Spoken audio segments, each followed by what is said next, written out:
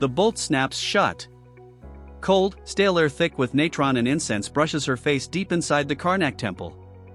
Around 1100 BCE, Egyptian priests carried out something far worse than death, the quiet erasure of temple virgins. These women, once honored as servants of the god, simply disappeared from the world. They wore the Shen ring, a symbol of eternity, yet the priests twisted its meaning. It became a mark of confinement, not blessing. No record explained why these powerful sacred women vanished, or what purpose the hidden chambers served. The holiest place had turned into a perfect prison. The procession never stopped at the public altar. It slipped past the sanctuary, beyond the offering hall, to a narrow slit in the basalt wall concealed behind a tapestry. The women were ushered into colder, stiller air. No names, no families, only servants of the god. Their fine linen robes were replaced with rough shifts, and their bright Shen rings with heavy dark diorite ones. Not gifts, shackles. Their new world lay deep beneath the temple, cramped chambers known only in architectural margins.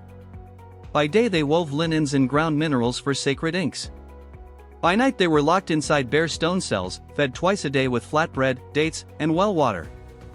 The routine was designed to erase their identities and leave only ritual behind. Yet one woman resisted in silence, scratching tallies into the mortar and noting guard rotations, not to escape, but to remember. The high priest visited them with a mask of pity, claiming the world outside had grown corrupt and only the temple could protect them. "You are treasures," he said, "and treasures belong in the dark." Later he dropped the pretense, their purity was fuel. Their presence powered the lifeless statues and sustained the failing rites. They were hidden batteries for a dying dynasty. "Obey," he said, "and receive comforts. Refuse, and the god would take their energy anyway." When one woman finally spoke, "We serve the god, not the priests," punishment fell without violence. Food was reduced. Light was shortened. Tools were removed. Guards were forbidden to speak. Silence became absolute. They were entombed alive. The priesthood had grown desperate as its influence withered at the end of the 20th dynasty. The consecrated virgins, once symbols of spiritual authority, became both threat and solution, not protected, but harvested. Yet the priests miscalculated. In the silence and darkness, the women grew sharper. Their senses heightened. Their discipline hardened. The prison was forging them, not breaking them. Years passed. Guards changed. Rituals shifted. The reason for the women's confinement faded into bureaucracy. The woman who marked the walls grew old. One night she found a loose stone. Behind it, she uncovered a small handmade Shen ring, pale blue, cracked, from someone who had been hidden long before them. She shared it with the others at dawn. They touched it in silence. They understood they were not the first and would not be the last.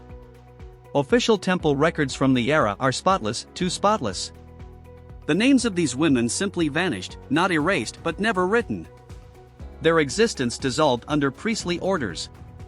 Then, in 1907, archaeologists uncovered a blocked chamber in Karnak filled not with treasure but fragments, scraps of linen, date pits, and over 40 handmade Shen rings.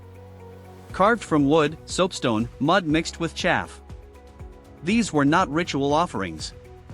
They were messages. Proof of survival. In the crushing dark, the women used whatever they had to recreate the symbol of their captivity, turning it into a testimony. The priests tried to drain them and discard them. But the women kept their own record. Not on papyrus, where their names were forbidden, but in stone. It began with the click of a bolt closing a cell. It ended with the click of a scribe's wooden case sealing a history meant to be forgotten. What the priests did was not death, it was erasure, the theft of names, memory, and a place in the world. But stone remembers what papyrus does not.